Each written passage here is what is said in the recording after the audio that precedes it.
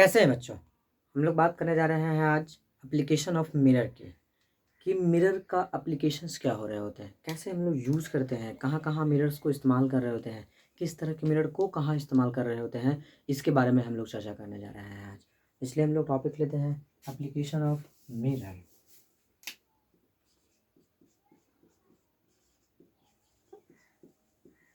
Application of mirror, दर्पण के अनुप्रयोग। दर्पण के अनुप्रयोग। मिरर आपने देखा कि तीन तरह का था बच्चों। एक प्लेन मिरर था, प्लेन मिरर था, और दूसरा स्फेरिकल मिरर था,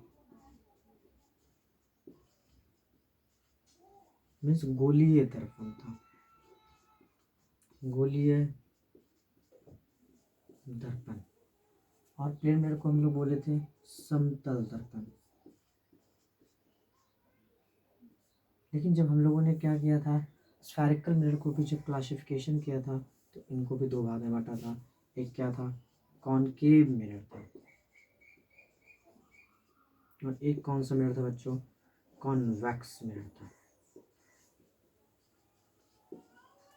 एक अवतल दर्पण था और एक उत्तल दर्पण था। अब इन सब के करेक्टर्स को ध्यान में रखते हुए हम लोग सबका अनुप्रयोग देखेंगे, यूज देखेंगे बच्चों। सबसे पहले जो हम लोग प्लेन मिरर बात कर रहे होते हैं वो दिखते कैसे हैं, तो एकदम स्मूथ दिखते हैं, और उसके पीछे क्या किए होते हैं, क्या किए होते हैं बच्चों, सिल्वरिंग करके पेंट करके प्रोटेक्ट किए जा रहे होते हैं। क्या यहाँ तक हमारा बात क्लियर था? बिल्कुल क्लियर था। लेकिन प्लेन मिरर का कुछ खासियत होता है बच्चों, जिसके वजह से जो है हम लोग क्या कर रहे होते हैं, उसका एप्लीकेशंस देख रहे होते हैं। क्या क्या खासियत होते हैं उस बारे में बात करते हैं, तभी तो उसी के जो स्पेसिफिकेशंस होगा उस मिरर का, उस स्पेसिफिकेशन और विशिष्टता की वजह से उसका क्या हो रहा होता है, यूज हो रहे होते हैं। प्लेन मिरर का खासियत क्या होता है बच्चों, कि जितना डिस्टेंस पर आप प्लेन मिरर पर खड़े होते हैं एकदम सिमिलर एग्जैक्टली उतना डिस्टेंस पर क्या बन रहा होता है, फोटो बन रहा होता है। पहला बात एक बात समझिएगा कि यदि क्या है आपके पास एक प्लेन मिरर है, ऐसा मिरर है बच्चों, एकदम प्लेन मिरर है, तो इसे जितना डिस्टेंस पर आप क्या होंगे, खड़े होंगे। जैसे लाइक पॉइंट ए है, ये डी डिस्टेंस पे है, तो इसका फोटो भी कितना डिस्टेंस पर बन रहा होगा, डी डिस्टेंस पर ही बन रहा होगा।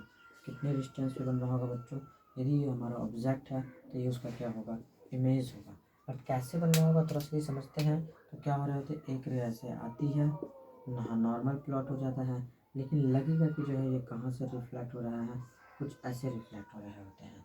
लेकिन फोटो एक रे से तो बनता नहीं है, कितने रे से बनता है, दो रे से। तो आप ऐसे भी ले सकते हैं कि एक रे ऐसे आई और एग्जैक्टली क्या हो गई, उसी दिशा में चली गई। तो आप इसे जब आगे प्रोपेगेट करेंगे तो किसी न किसी पॉइंट्स पर क्या हो रहा होगा, मीट कर रहा होगा, मीन्स इसका क्या बन रहा है, इमेज बन रहा है। एक्चुअली पहला पॉइंट्स में प्लेन में ये समझना है कि जिस डिस्टेंस पर क्या हो रहा होता है, ऑब्जेक्ट होते हैं, उसी डिस्टेंस पर क्या बन रहा होता है, उनका फोटो बन रहा होता है। ये बात आपको समझ में आता है बच्चों। नेक्स्ट पहले प्लेन मिरर के सारे खासियत आपको मैं एक्सप्लेन कर देता हूँ, तब जाकर स्फेरिकल मिरर के सारे खासियत मैं आप लोगों को बारे में डील करूँगा। पहला करेक्टर ये है बच्चों। दूसरा करेक्टर क्या हो सकता है, दूसरा करेक्टर को जब आप बात करेंगे तो जिस हाइट का प्लेन मिरर के सामने ऑब्जेक्ट होता है, जिस हाइट का प्लेन मिरर के सामने क्या होता है, ऑब्जेक्ट होता है, उसी हाइट के क्या बना रहे होते हैं, फोटो बना रहे होते हैं, लाइक दिस। यदि ये ए है और ये क्या है, बी है, यदि इसका हाइट क्या है बच्चों, एच है, तो इमेज भी एकदम इक्वी डिस्टेंस पर बनेगा। यदि ये डी डिस्टेंस है तो डी डिस्टेंस पे क्या बनेंगे, फोटो बनेंगे। कितने डिस्टेंस है बच्चों, डी डिस्टेंस पे, और एग्जैक्टली जो है सेम साइज का बनेगा। कैसे साइज का बनेगा, सेम साइज का बनेगा। कैसे बन रहा होगा, यदि आप इसका रे डायग्राम जानना चाहते हैं तो आप जानिए कि क्या हो रहा होगा बच्चों। एक रे एकदम परपेंडिकुलर इससे निकल रहा होगा, तो क्या एग्जैक्टली ऐसे ही चला जा रहा होगा, क्योंकि वो लंबवत आ रहे होते हैं। तो इसको जब आप डॉटेड आगे इंक्रीज करेंगे तो यहाँ पर एक रे आ रहे होंगे, बिल्कुल। एक रे आप चाहे तो एक रे से तो फोटो बनता नहीं है, एक रे आप यहाँ पे इसके टॉप पर भी क्या कर सकते हैं, ले सकते हैं। तो मैंने सपोज एक रे यहाँ पर ले लिया, यहाँ से एक रे निकल गया। लेकिन आप जानते हैं कि नॉर्मल बनेगा, और नॉर्मल जितना एंगल पे आती है उतना एंगल पे क्या जाती है, लॉ ऑफ रिफ्लेक्शन है बच्चों। तो क्या हो रहा होगा, यहाँ पर रिफ्लेक्ट हो जाएंगे ऐसे, होंगे या नहीं होंगे? बिल्कुल हो जाएंगे। तो ऐसे कंडीशंस में ये कहाँ पे इंटरसेक्ट कर रहे हैं? यहाँ पे कर रहे हैं। इसलिए जो है ना ए पॉइंट्स का पिक्चर्स कहाँ बनेगा एग्जैक्टली बच्चों, कहाँ बनेगा? एकदम इस हाइट पर बनेगा, सेम हाइट का बनेगा। ठीक है। दूसरी बात है, क्या इसका बॉटम बनाना चाहते हैं तो आप ऐसा ले सकते हैं कि एक ऐसे आई है और परपेंडिकुलरली क्या बनी गई, वापस चली गई है। एक रेट चाहे तो ऊपर भी ले सकते हैं, बीच में ले सकते हैं, मीडियम में भी ले सकते हैं, लेकिन नीचे थोड़ा जगह है इसलिए मैं नीचे ले लेता हूँ एक रे। यहाँ पे क्या बना रहा हूँ, एक नॉर्मल बनाया। तो क्या हो रहा होगा, जैसे रे आती है क्या थीटा डिग्री पे आई तो क्या थीटा डिग्री पे चली जाएगी? बिल्कुल चली जाएगी। तो जिस डिग्री पे, जितना पे लॉ ऑफ रिफ्लेक्शन तो यही कह रहा होता है ना, जितना पे आती है उतना पे चली जाती है। तो आप देख रहे हैं कि ये दोनों रे कहाँ इंटरसेक्ट करें, यहाँ करके। मीन्स ए का जो आपका ए डैश है वो यहाँ बन रहा है और बी का जो बी डैश है यहाँ बन रहा है। इससे आप ये समझ पा रहे हैं, पहला पॉइंट जितना डिस्टेंस पे है उतना ही बनेगा। दूसरा, जिस डिस्टेंस जितना हाइट का होगा ऑब्जेक्ट उतने ही हाइट का क्या बन रहा होगा, फोटो बन रहा होगा। तो इन तीनों कंडीशन में आप किसका इस्तेमाल करेंगे? जब भी आपको ऐसा ज़रूरत पड़ रहा होगा कि जिस हाइट का क्या हो, हमारे पास सब्जेक्ट हो, उसी हाइट का यदि क्या चाहिए हो, फ़ोटो चाहिए हो, तो आपको किस में देखना पड़ेगा? सिंपल सोचो बच्चों, हम लोग जो फ़ोटो देख रहे होते हैं वो प्लेन मिरर में देख रहे होते हैं। क्यों? हमारा नाक यदि इतना बड़ा है और यदि वो छोटा या बड़ा दिखेगा तो शायद वो एग्जैक्ट फीलिंग नहीं दे पाएगा, है ना। यदि नाक किसी का बड़ा दिखे तो अच्छा बात नहीं होगा, किसी के फेस के साइज़ के सिंपली उसका नाक क्या हो जाए, छोटा हो जाए, तो ये भी अच्छा एस्पेक्ट्स नहीं हो रहे होते हैं बच्चों। इसीलिए इस बात को समझने का कोशिश करिए कि प्लेन मिरर का ही हम लोग जनरली क्या कर रहे होते हैं, यूज़ कर रहे होते हैं। सेम डिस्टेंस पे है तो सेम डिस्टेंस पे, सेम हाइट के बॉडी सेम हाइट पे बन रहे होते हैं। एक बात और खासियत होता है बच्चों, जो तीसरा करेक्टर हो रहा होता है कि यदि कोई मिरर है, कोई क्या है, मिरर है, और इस मिरर में यदि वो क्या करना चाहता है, कोई बंदा अपने फुल हाइट को देखना चाहता है, मीन्स कोई है जो अपने एच हाइट का कोई है, तो इसके इसके मिरर के साइज को मिनिमम जो है h/2 होना चाहिए। ये मैं मैथमेटिकली भी प्रूव कर दूंगा, लेकिन अभी आपके लिए बस एक कंक्लूजन्स ही काफ़ी है कि आप इस बात को समझें कि जब h हाइट के ऑब्जेक्ट्स होते हैं तो मिरर को कितना होना होता है, h/2 होता है। बहुत सारे न्यूमेरिकल्स क्वेश्चन इस पर क्या किए जा रहे होते हैं, डिज़ाइन करे जा रहे होते हैं, लेकिन पहले एक बात समझिए कि कितने हाइट का चाहिए होता है, हाफ हाइट का चाहिए होता है। ये बात आप ध्यान रखना। दूसरी बात है, एक चीज़ और आपको करेक्टर में पता होना चाहिए, चौथा करेक्टर, कि कोई भी यदि मिरर है, खास करके प्लेन मिरर है, इस प्लेन मिरर पर कोई भी ऑब्जेक्ट्स लाइक जो है, कोई भी मैन मीन्स एस के ही सिंटू कुमार ही क्या कर रहा है, यदि क्या कर रहा है, रन कर रहा है मिरर की तरफ, तो मिरर में उसका पिक्चर बनेगा, इसके डैश का एक पिक्चर बनेगा। तो वो भी कितना से, यदि ये वी से कर रहा है तो ये भी वी से ही रन करेगा, लेकिन इस ऑब्जर्वर को फील क्या होगा, velocity of observer respect to image यदि बात करेंगे तो वो 2v हो जा रहे होते हैं बच्चों। क्या हो जा रहे होते हैं, 2v हो जाएंगे, मतलब दुगना वेग से क्या हो रहा होगा, चल रहा होगा। लेकिन आपसे कहा जाए कि इमेज कितना से ओनली दौड़ रहा होगा तो आप वी से ही कहेंगे, जितना से ऑब्जेक्ट दौड़ रहा होगा। लेकिन ऑब्जर्वर को इमेज कितना से क्या हो रहा होगा, फील हो रहा होगा। कॉम्पिटिटिव एग्जाम में पूछे जा रहे होते हैं बच्चों, लोग मार देता है 2v या v, लेकिन उसको इस बात को फील होना चाहिए कि पूछ क्या रहा है, क्या वेलोसिटी ऑफ ओनली इमेज पूछ रहा है। यदि वेलोसिटी ऑफ ओनली इमेज पूछ रहा है, मीन्स यदि क्या पूछ रहा है, प्रतिबिंब का वेग पूछ रहा है, तो आपको केवल v मारना चाहिए। लेकिन जब वो क्या पूछ रहा हो, वो पूछेगा कि ऑब्जर्वर को कितना से इमेज प्रतीक हो रहा है, कितना से दिख रहा है, तब आपको क्या करना है, 2v मारना है। 2v से दिखता हुआ प्रतीक होता है बच्चों। नेक्स्ट मैं आपको लेके चलता हूँ प्लेन मिरर का कैरेक्टर्स, कि कोई भी यदि मिरर है, कोई भी क्या है बच्चों, मिरर है, मीन्स एक प्लेन मिरर है। कैसा मिरर है, प्लेन मिरर है। आपके इंसिडेंट रे सपोज जो है ये क्या है, थीटा एंगल बना रहा है या आई एंगल पे आ रहा है, कितना एंगल पे आ रहा है। अब मैंने मिरर को ही एग्जैक्टली क्या कर दिया, इंसिडेंट रे को कांस्टेंट रखा, मिरर को मैंने क्या कर दिया, पोजीशन यहाँ शिफ्ट कर दिया, ये पोजीशन 1 था और पोजीशन 2 पे ले आया। मीन्स मैंने थीटा डिग्री क्या कर दिया, शिफ्ट कर दिया। कितना डिग्री शिफ्ट कर दिया बच्चों, थीटा डिग्री मैंने शिफ्ट कर दिया। तो जो रिफ्लेक्टेड रे होते हैं वो 2 थीटा से शिफ्ट हो जाते हैं। इसके पहले क्या रिफ्लेक्टेड रे यहाँ बनता, यदि यहाँ से आता तो क्या जितना डिग्री पे आया क्या उतना डिग्री पे रिफ्लेक्टेड होता, क्या इंसिडेंट रे होता, बिल्कुल। क्या ये रिफ्लेक्टेड रे होता, रिफ्लेक्टेड रे होता, हाँ बिल्कुल होता। तो जितना पे आया उतना पे ही क्या हो जाता, लौट जाते। लेकिन मैंने थीटा को क्या कर दिया बच्चों, मिरर को क्या कर दिया, थीटा डिग्री से टिल्ट कर दिया। जब थीटा डिग्री को टिल्ट कर देंगे तो ये रिफ्लेक्टेड रे जो है वो क्या हो जा रहा है, इंसिडेंट को नियत रखते हुए, क्योंकि जब यहाँ पे आप क्या करेंगे बच्चों कि एक नॉर्मल प्लॉट करेंगे तो यहाँ पे क्या प्लॉट होगा, नॉर्मल प्लॉट होगा। यहाँ पर क्या प्लॉट होगा, क्योंकि प्लेन आपका ये हो चुका है तो यहाँ पर आपको एक क्या बनाना पड़ेगा, नॉर्मल बनाना पड़ेगा। तो वैसे कंडीशन में जो रिफ्लेक्टेड रे होंगे क्या ये हो जाएंगे, क्योंकि ये तो कांस्टेंट है, ये क्या है constant, means new R of R dash कहाँ हो जाएगा, यहाँ हो जाएगा। तो ये जो आप एंगल देख रहे हैं बच्चों, ये इस एंगल के साथ रिलेशन रखता है जो कितना होता है 2 थीटा हो रहा होता है। इस बात को पिक्चर से थोड़ा जो है ना आप गौर से समझिएगा, बार बार पॉज करके देखिएगा कि मैं क्या समझाने की कोशिश किया हूँ, लेकिन फिर भी मैं आपको बता रहा हूँ कि जब हम लोग क्या कर रहे होते हैं, इंसिडेंट रे को कांस्टेंट रखते हैं, आपतित रे को नियत रखते हुए मिरर को थीटा डिग्री से टिल्ट कर देते हैं, तो रिफ्लेक्टेड रे कितना से शिफ्ट हो जाता है, 2 थीटा से बच्चों शिफ्ट हो जा रहा होता है। कितने थीटा से शिफ्ट हो जा रहे होते हैं, 2 थीटा से शिफ्ट हो जा रहे होते हैं। एकदम कान खोल के इस बात को समझने का कोशिश करिए, कितना थीटा से शिफ्ट हो जाएंगे, वो 2 थीटा से शिफ्ट हो जाएंगे। क्या दुगना हो जाते हैं, बिल्कुल। एक जो सबसे इम्पोर्टेंट हो रहा होता है बच्चों, जैसे मैंने 5 करेक्टर्स देखा, सॉरी 5 नंबर था, तो नेक्स्ट होगा क्या 6 number character. Angle between 2 mirrors के बारे में बातें हो रही थी। सपोज जनरल कोई भी एक मिरर ये है और एक मिरर ये है, दोनों जो है एक दूसरे के बीच कितना डिग्री पे इंक्लाइंड है, थीटा डिग्री पर इंक्लाइंड है। कितना डिग्री पर इंक्लाइंड है बच्चों, यदि थीटा डिग्री पर इंक्लाइंड है और इसके बीच में कोई यदि ऑब्जेक्ट रखा जाता है, क्या रखा जाता है, ऑब्जेक्ट रखा जाता है, तो इन दोनों के बीच बनने वाले number of image, number of image यदि कैलकुलेट करने का बारी आ जाए कि कितना प्रतिबिंब बन रहा होगा, तो आप लिखेंगे 360 बाई थीटा -1, 360 बाई थीटा -1।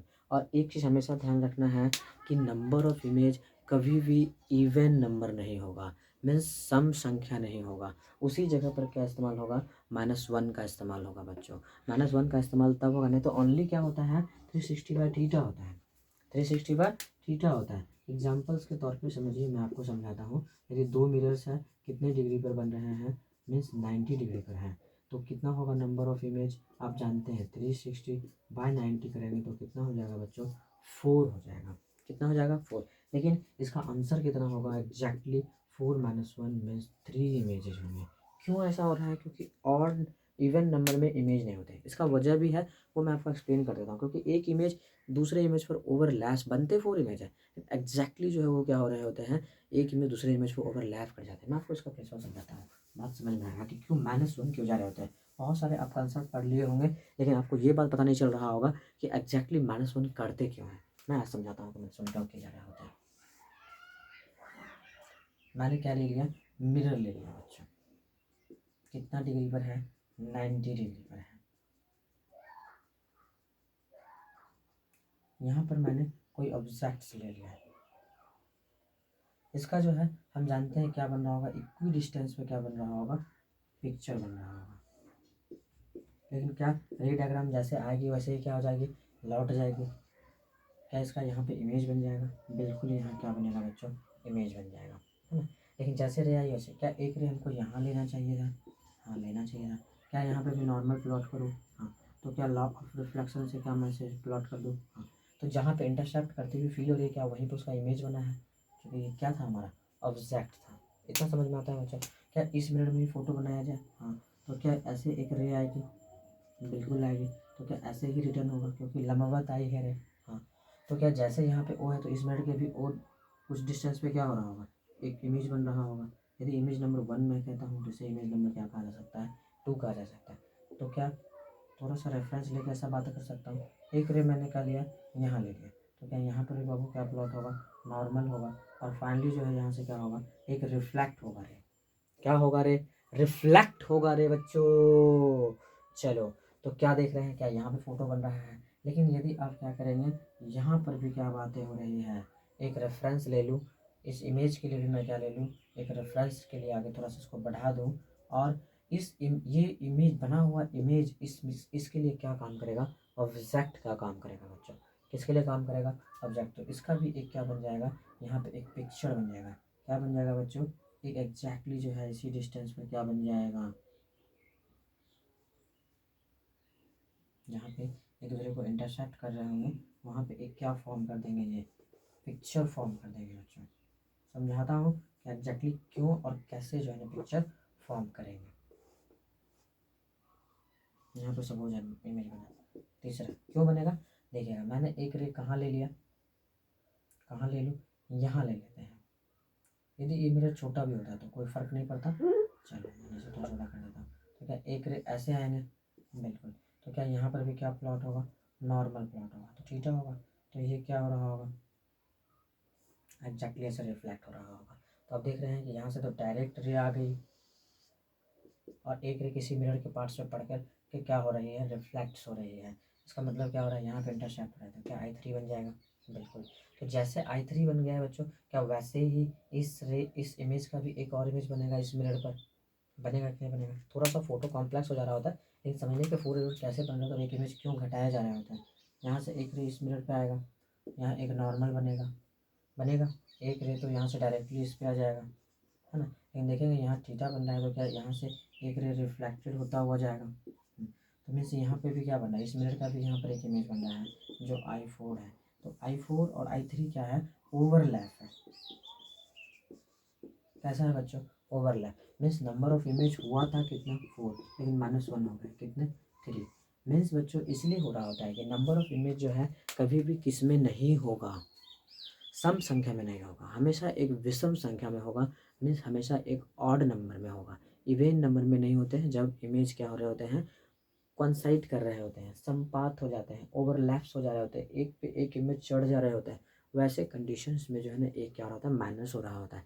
इसलिए हमेशा इस बात को ध्यान में रखेंगे कि नंबर ऑफ इमेज जो है किस पे डिपेंड कर रहा होता है, उनके सम और इवेंट पे, है ना, सम और सम पे डिपेंड कर रहा होता है बच्चों। यदि 360/90, 360/90, है ना, 360/थीटा ऐसा बोलना चाहिए मुझे, 360/थीटा जो है यदि क्या आ रहा है, सम संख्या आ रहा है तो एक माइनस करेंगे, और एग्जैक्टली विषम संख्या आ रहा है तो वही डाटा रह जाएगा बच्चों। तो मुझे लगता है ये बात समझ में आया होगा कि कैसे नंबर ऑफ इमेज निकाल रहे होते हैं।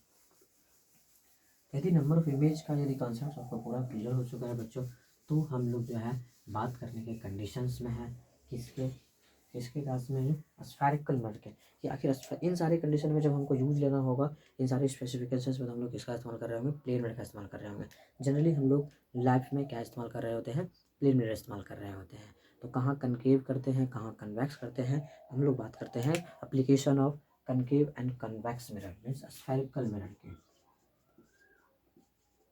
स्फेरिकल मिरर, स्फेरिकल मिरर बच्चों मैंने इसको दो भाग में देखा था। एक कौन सा मिरर था, कॉनकेव मिरर, और एक कौन सा मिरर था, कॉन्वेक्स मिरर।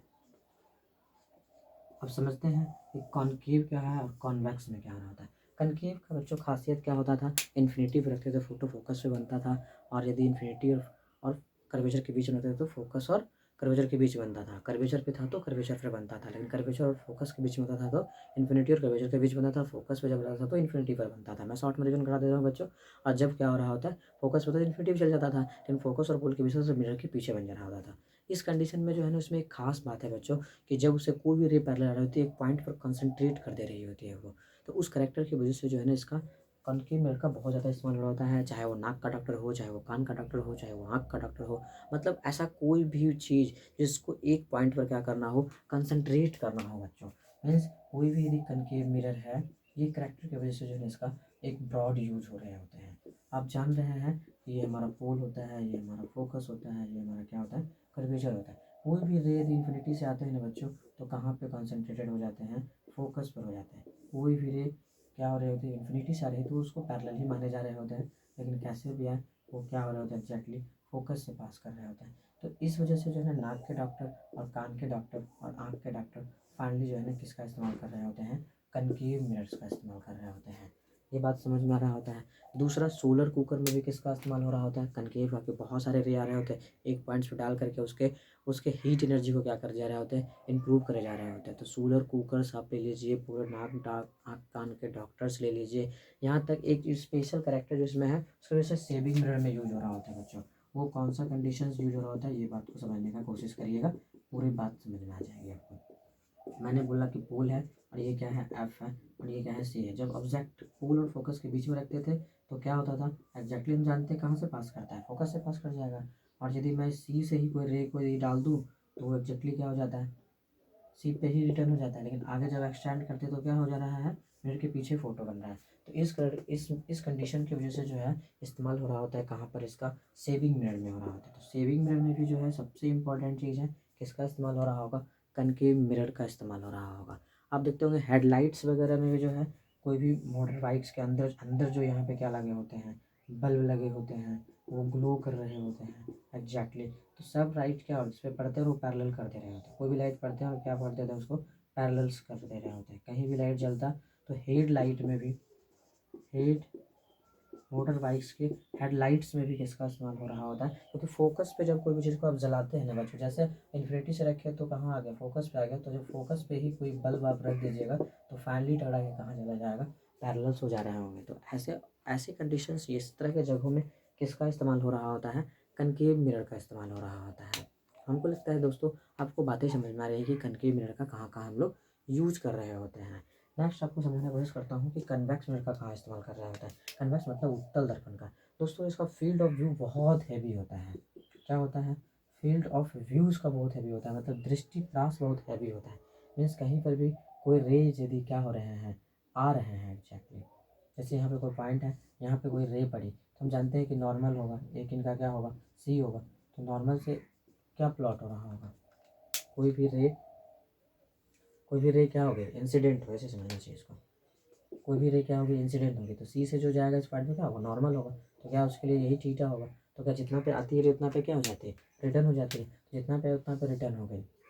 ठीक है। तो क्या ऐसे ही एक नीचे भी एक पॉइंट लिया जा सकता था, बिल्कुल लिया जा सकता था। यहाँ भी क्या प्लॉट हो जाता है, यहाँ से एक नॉर्मल प्लॉट हो जाता है, थीटा होता है ये। तो जितना पाए उतना पे क्या हो जाती है, चले जाती है। इसका देखिए दृष्टि जो इसका रेंज कितना है, फील्ड ऑफ व्यू, दृष्टि प्रास कितना है बच्चों इसका, इसके कितने लंबे क्षेत्र को कवर कर रहे हैं। इसीलिए जो है हम लोग इसका कहाँ इस्तेमाल कर रहे होते हैं, साइड मिरर में इस्तेमाल कर रहे होते हैं।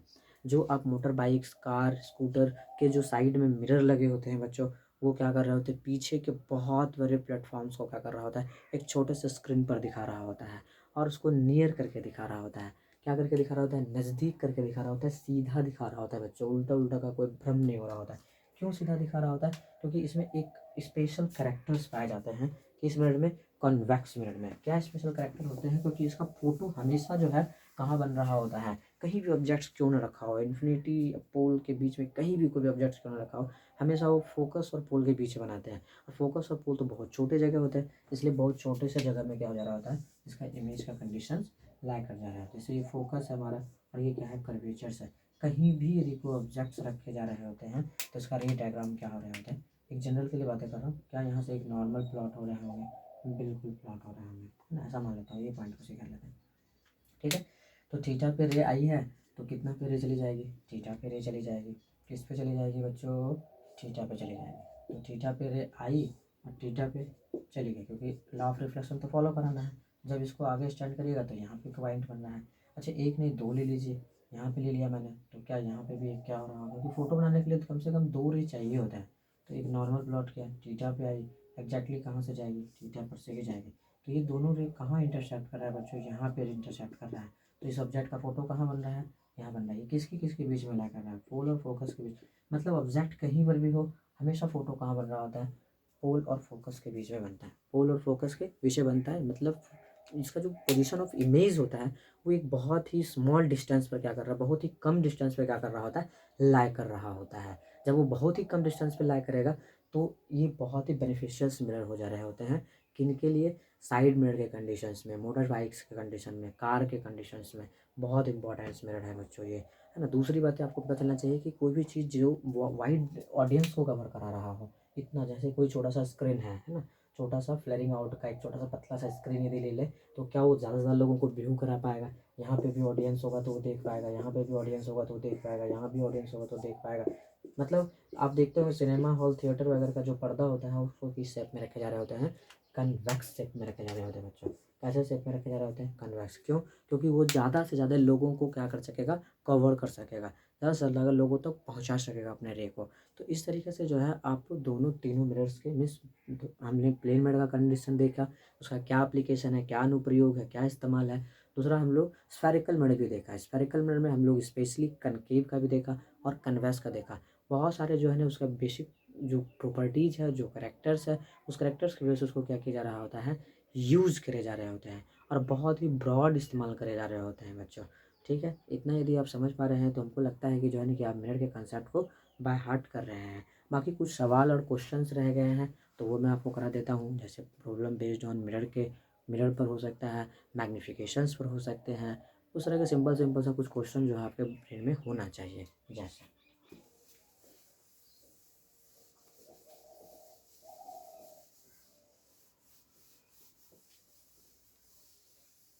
कुछ सवाल मैंने पहले भी कराया था लेकिन फिर भी एक सवाल स्टार्ट करते हैं ताकि आप समझिए। मान लिया कि जो है हमारे पास क्या है, एक कनकेव मिरर है, इसका यू दे दिया 40 सेंटीमीटर और माइनस क्यों दे दिया, क्योंकि इसका यू क्या होता है बच्चों, माइनस में ही होता है। एफ क्या होगा, फोकस तो इसका हमेशा किस में होगा, नेगेटिव्स में होगा, वो 20 सेंटीमीटर दे दिया। कितना सेंटीमीटर दे दिया, 20 से थोड़ा डिफरेंट कर देता हूँ ताकि समझ में आ सके आपको। चलिए 80 सेंटीमीटर दे दिया मैंने, फोकस बड़ा कर लेता हूँ फोकस। अब बोला जाए कि फ़ोटो कहाँ बनेगा, v बराबर आपसे कह दे कि वाट, मिरर कनकेव था, मिरर कौन सा था, और कहेगा कि इसका मैग्निफिकेशन क्या। ठीक है, क्या पूछा जाएगा, मैग्निफिकेशन पूछा जाएगा। तो आप क्या करेंगे, आप जानते हैं formula 1/v 1/u equal to कितना 1/v। अच्छा, u का वैल्यू कितना है, माइनस में, तो क्या लिखूँ, -1/40 इक्वल टू एफ का वैल्यू -1/80। क्या इसे सॉल्व करने आता है मुझे, बिल्कुल आता है। तो क्या -1/80 प्लस में हो जाएगा कितना 1/40, एलसीएम लीजिएगा तो 80 हो जाएगा, मीन्स -1 + 2 मीन्स 1/80 हो जाएगा। लेकिन जब आप v फाइंड कर रहे होंगे तो +80 हो जा रहा है। कितना हो जा रहा है बच्चों, +80 हो जा रहा है। +80 होगा या -80 होगा, +80 होगा। +80 का क्या मतलब है बच्चों, ये बताइए। +80 का मतलब है कि फ़ोटो मिरर के तरफ बनेगा या मिरर के पीछे बनेगा, मिरर के पीछे बनेगा। कैसे समझाने की कोशिश करता हूँ, इसका मैं यदि रे डायग्राम खींचूँ आपके लिए तो बात पूरी आपको समझ में आ जाएगी कि क्या समझाने जा रहा हूँ और आपके कंसेप्ट को कैसे बूस्ट कर देगा ये। कौन सा मिरर है बच्चों, कॉनकेव मिरर है। क्या इसका फोकस है कितना है, 80 सेंटीमीटर पे है, फोकस इक्वल टू 80 सेंटीमीटर। तो क्या एक रे कहीं से भी आई है, कहीं से भी, मान लेते हैं कोई, अच्छा ऑब्जेक्ट कहाँ है, 40 पर है, ठीक है। तो एक रे आई होगी बच्चों और एक जहाँ भी सी रहा होगा, क्या वहाँ से एक नॉर्मल प्लॉट्स हो गया होगा, तो वो कहीं चली गई होगी, कहीं क्या हो गई होगी बच्चों, चली गई होगी ना। हाँ, लेकिन एक रे से फोटो बनता है कि दो रे से बनता है, दो रे से बनता है। चलिए मैं एक रे नीचे ले लेता हूँ सब्जेक्ट का, यहाँ ले लिया। तो क्या यहाँ पे भी सी से एक क्या प्लॉट होगा, नॉर्मल प्लॉट होगा। तो नॉर्मल मैंने प्लॉट किया, जितना डिग्री पे आएगा उतना डिग्री पे क्या होना होगा, जाना होगा इसको। ये तो रिफ्लेक्शन है। तो क्या ये दोनों रे रिफ्लेक्टेड थे, क्या कभी भी मीट करेगी, नहीं करेगी। तो क्या होगा, आगे बढ़ा दूंगा इसको, तो क्या ऐसा हो रहा है, हाँ। मतलब क्या यहाँ पे कट रहा है, वी का पोजीशन कितना पे आया था, 80 पे आया था। तो कहाँ से मेजर करते हैं बच्चों, पोल से। अच्छा, आपको मैंने साइन करने इसलिए सिखाया था कि इंसिडेंट रे ऑफ डायरेक्शन क्या होता है, हमेशा पॉजिटिव होता है। डिस्टेंस कहाँ से मेजर हो रहा होता है, पोल से मेजर हो रहा होता है। कहाँ से मेजर हो रहा होता है, पोल से। तो पोल से सोचिए, जब यू लेंगे तो क्या होगा, इस डायरेक्शन में लेंगे तो क्या इसके अपोजिट जाएंगे तो क्या नेगेटिव हो जाएगा, इसलिए यू हमारा नेगेटिव हो रहा होता है। एफ भी इसी डायरेक्शन में लेंगे तो क्या होगा, नेगेटिव होगा। लेकिन ये फोटो कैसा आ गया, पॉजिटिव, तो क्या इसको इधर बनना चाहिए था, एक्जैक्टली। इसलिए मैंने इसका रेडियन क्या बनाया, इस तरफ बनाया। फाइनली आपसे पूछा जा सकता है इसमें कि बताओ कि इसका मैग्नीफिकेशन कितना है। तो एम बराबर मैंने आपको बताया हूँ, हाई बाय क्या हो रहा होता है बच्चों, हो रहा होता है, या फिर -v/u हो रहा होता है। तो माइनस v का वैल्यू कितना आया है, 80 आया है बच्चों, और u का वैल्यू पहले से -40, तो क्या कैंसिल हो जाएगा, क्या 2 टाइम हो जाएगा, हाँ। Magnification 2 time. यदि मान लेते हैं ये स्पोर्ट जो है यहाँ पर एक सिंपल सा है, तो यहाँ पर जो इमेज का जो स्पोर्ट होगा उससे दोगुना होगा बच्चा, 2 टाइम होगा वो। कितना टाइम होगा, क्योंकि ये मैग्नीफिकेशन इसका कितना आ रहा है, वैल्यू 2 आ रहा है और प्लस आ रहा है, इसलिए मीन्स वो सीधा रहेगा, उल्टा नहीं रहेगा। यदि मान लेते यहाँ पे कोई हाइट वाला ऑब्जेक्ट रखते तो हाइट वाला ऑब्जेक्ट यहाँ पे कितने बन रहा होता, 2 गुना बन रहा होता बच्चों, कितना गुना बन रहा होता। तो ये इस्तेमाल है किसका, मैग्नीफिकेशन वाले कंसेप्ट का। बाकी जो है आपके लिए मैं कुछ सवाल और कर देता हूँ जो मैग्नीफिकेशन पर बेस्ड होते हैं।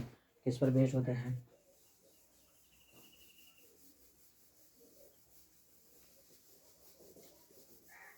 पहले ही एक सवाल दे दिए जा रहे होते हैं कि कोई भी मिरर है, एक्चुअली में कौन सा मिरर है बच्चों, इसमें तो मैग्नीफिकेशन छोटा हो जाएगा। ये मैंने मिरर लिया कनकेव, और इसका एम जो है कितना दे दिया गया है, 4 टाइम दे दिया गया है, मतलब 4 गुना मैग्नीफिकेशन है ना। तो ऐसे कंडीशन में आपसे पूछ दिया जाएगा बच्चों, क्या पूछा जाएगा, और फोकस इसका दे दिया गया है 20 सेंटीमीटर। लेकिन ये कौन सा मिरर है, कॉनकेव मिरर है, बता देगा कि वो अवतल दर्पण है समान। तो आपको ये ध्यान रखना पड़ेगा, क्या होगा, माइनस होगा। अब इस बात को समझिए कि बोला जाएगा कि आखिर ऑब्जेक्ट को कहाँ रखूँ, ऑब्जेक्ट को कहाँ रखूँ कि उसका मैग्नीफिकेशन कितना हो, 4 टाइम हो जाए, मतलब 4 गुना बड़ा फोटो बने। ऐसा फोटो बने 4 गुना बड़ा फोटो बने। तो क्या 4 गुना फोटो बनने का 2 कारण हो सकता है, क्या मिरर के पीछे भी बन सकता है 4 गुना फोटो, बिल्कुल। क्या मिरर के ही तरफ बन सकता है कितना गुना फोटो, 4 गुना फोटो। मतलब जब इन्फिनिटी पे रखेंगे तो फोकस पे तो बहुत छोटा फोटो बनेगा, लेकिन फोकस की तरफ जब रखना चालू करेंगे तो क्या हो सकता है, बड़ा हो सकता है। लेकिन कर्वेचर और फोकस के बीच में रखेंगे तो इधर पट्टी बड़ा हो सकता है ना। फोटो के सारे कंडीशन यदि आपको याद है तो आपको बात समझ में आ रही होगी मैं क्या समझाने का कोशिश कर रहा हूँ, है ना। तो समझते हैं कि मैग्नीफिकेशन क्या इसका प्लस भी हो सकता है और क्या हो सकता है, माइनस भी हो सकता है। तो एम बराबर बच्चों, आप इफ़ मैंने पहला कंडीशन में क्या ले लिया, प्लस ले लिया। इफ़ केस नंबर 1 में मैंने एम इक्वल टू कितना ले लिया, +4 ले लिया। तो एम को आप क्या जानते हैं, एम इक्वल टू होता है -v/u होता है मैग्नीफिकेशन से बच्चों। कितना हो रहा होगा, 4, तो -v/u हो रहा होगा। यदि आप चाहेंगे कि v फाइंड करो, क्या फाइंड करो, v, तो क्या -4u हो जाएगा, कितना हो जाएगा, 4u हो जाएगा। अब ऐसा 4u पता है तो आप जानते हैं मिरर फार्मूला से, क्या जानते हैं, 1/v + 1/u इक्वल टू कितना, 1/f जानते हैं। लेकिन v के लिए आप कितना यूज कर सकते हैं बच्चों, आप चाहे तो -4u इस्तेमाल करते हैं, प्लस क्या u इस्तेमाल कर सकते हैं, और यहाँ पर -1/20 फोकस चूँकि गिवन है आपको। तो अब जो ये एलसीएम कितना होगा इसका, 4u होगा। तो यहाँ पे कितना हो जाएगा बच्चों, -1 होगा, यहाँ पर 4 होगा, इक्वल टू कितना होगा, -1/20 होगा कि नहीं होगा, बिल्कुल होगा। लेकिन 4 से कटेगा तो कितना बनेगा बच्चों, 5 बार में होगा, तो क्या 3 होगा। तो u का जो वैल्यू आएगा, किसका वैल्यू, u का वैल्यू कितना होगा यहाँ, 5, तो क्या 3 से मल्टीप्लाई आएंगे तो क्या -15 हो जाएगा, -15 होगा बच्चों, क्योंकि माइनस कितना हो रहा है, माइनस में साइन है। तो u का वैल्यू किस में आ रहा है, माइनस में आ रहा है। इसका मतलब बच्चों आप u को कहाँ रखेंगे, जब फोकस की तरफ रखेंगे तभी जाके फोटो क्या आ सकता है। इसका यदि आप रे डायग्राम देखना चाहते हैं, इस कंडीशन का रे डायग्राम देखना चाहते हैं, तो एग्जैक्टली यदि ये क्या है हमारा फोकस है, तो एग्जैक्ट कहाँ पे रखा जा रहा है, फोकस है कितना 20, तो क्या 15 पे रखा जा रहा है। आप 15 पे जब रखेंगे तो क्या हो रहा होगा, एक रे ऐसे आ रही होगी, एक रे ऐसे आ रही होगी। तो ये क्या होगा बच्चों, क्या जब पैरेलल रे आ रही होती है तो कहाँ से पास करती है, फोकस से पास करती है, ये समझते हैं, बिल्कुल। लेकिन मैं यहाँ से एक सी बनाता हूँ तो क्या एक रे सी पर भी क्या हो सकती थी, एंट्री कर सकता था। तो जैसे ही आता वैसे ही क्या होता, रिटर्न होना पड़ता, बिल्कुल जैसे आती है वैसे नहीं जाती। तो इसको मैंने क्या करता, पीछे बढ़ा रहा होता, तब जाके कहीं ना कहीं क्या कर रहा होता, इंटरसेक्शन हो रहा होता। तो जहाँ पर इंटरसेक्शन करता, यदि ये एच हाइट का था तो ये 4h हाइट का हो जाता। इस कंडीशन में जब मैग्नीफिकेशन पॉजिटिव होगा तो ऐसे थिंक कर रहे होते हैं। दूसरा, जब आपके केस नंबर 2 पे मैं बात करता हूँ कि आपका मैग्नीफिकेशन माइनस में भी तो हो सकता है, क्योंकि 4 गुना तो 2 कंडीशन में बन सकते हैं ना। कनकेव मिरर में, कनकेव मिरर में फोटो बड़ा कब कब बन सकता है, जब कर्वेचर और फोकस के बीच में होगी तब तो भी बड़ा फोटो बन सकता है, इन्फिनिटी और कर्वेचर के बीच में। दूसरा, जब पोल और फोकस के बीच में रखेंगे तो दर्पण के पीछे भी एक क्या बन सकता है, मिरर फोटो बन सकता है, जो मैंने यहाँ पे लिखा है, तो उसमें प्लस मैग्नीफिकेशन होगा। यहाँ पे सोचो कि जब आप लिखेंगे तो m बराबर क्या होगा, -v/u होगा बच्चों। यहाँ पे सोचिए कितना होगा, कितना होगा, -4, -v/u। इसलिए ऐसे कंडीशन में आप v फाइंड करेंगे तो हमारे पास प्लस हो जाएगा, मीन्स 4u हो जाएगा। जब ये आपको रिजल्ट पता हो जाता है तो क्या आपको क्या करना चाहिए, क्या फ़ोटो निकाल लेना चाहिए कि एग्जैक्टली कहाँ पे फ़ोटो बनेगा। तो फ़ोटो निकालने के लिए आपके पास क्या है, 1/v plus 1/u equal to कितना 1/, बट v का वैल्यू कितना है बच्चों 4u, यहाँ पे प्लस 1/u इक्वल टू 1/-20। क्या करेंगे आप इसके लिए बच्चों, सोचो, क्या 4u इसका एलसीएम हो जाएगा, तो यहाँ 1 + 4 होगा इक्वल टू -1/20 होगा। क्या ये 5 में होगा, हाँ, लेकिन जब ये सिम जोड़ोगे तो ये 5 हो जाएगा, मल्टीप्लाई करोगे, इसलिए u का वैल्यू कितना होगा -25। एग्जैक्टली जब इसका रे डायग्राम आप प्लॉट करेंगे तब बात आपको पूरी समझ में आएगी केस नंबर 1 का एंड केस नंबर 2 के लिए। कैसे, चलिए मैं आपको करके दिखाता हूँ उसका कैसा रे डायग्राम, यही कर लेते हैं। अब थिंक करिए, क्या ये हमारा एक कनकेव मिरर है, बिल्कुल। कौन सा मिरर है बच्चों, कनकेव मिरर है। क्या मैं इसे फोकस नाम दे दूँ, क्या मैं इसे सी नाम दे दूँ, क्या पोल नाम दे दूँ। इस बार ऑब्जेक्ट कहाँ रखा गया बच्चों, -25 पे रखे गए हैं। तो क्या यहाँ से यहाँ तक 20 है, फोकस इसका कितना है 20, तो क्या ऑब्जेक्ट यहाँ रखे जा रहे होंगे, हाँ। तो ये कहाँ किसके किसके बीच में है, आप जानते हैं फोकस और कर्वेचर के बीच में है। जब फोकस और कर्वेचर के बीच में होता है ऑब्जेक्ट, तो फोटो कहाँ बनता है, कर्वेचर और इन्फिनिटी के बीच बनता है। क्या बड़ा बन रहा होता है, हाँ बच्चों, क्या बन रहा होता है, बड़ा बन रहा होता है। लेकिन जानते हैं जब वो पैरेलल रहती है तो कहाँ से पास करती है, एग्जैक्टली फोकस से पास कर जाती है। कहाँ से पास कर जाती है, फोकस से पास कर जाती है। और मैं एक रे एकदम एग्जैक्टली इसी पर ले लेता हूँ, थीटा पे आई तो कितना पे लौटना पड़ेगा, थीटा पर ही लौटना पड़ेगा। तो थीटा पे या थीटा पे चले, तो क्या यहाँ पे इंटरसेप्ट हुआ है, बिल्कुल। जब यहाँ पे इंटरसेप्ट किया है तो क्या इस ए और बी ऑब्जेक्ट का ए डैश और बी डैश पिक्चर बन गया है, बिल्कुल। तो क्या देख रहे हैं, ये एच हाइट के हैं, ये भी कितना एच के हो सकते हैं, 4h के हो सकते हैं। कहाँ लेकिन पोजीशन है इसका बच्चों, सी और इन्फिनिटी के बीच में क्या वो ऑब्जेक्ट का इमेज का पोजीशन लाई कर रहा है, हाँ। तो इस कंडीशन के लिए, माइनस के लिए, ये आपका क्या होगा, पिक्चर होगा। और जब मैग्नीफिकेशन पॉजिटिव लेंगे तो पिक्चर क्या होगा, ये होगा।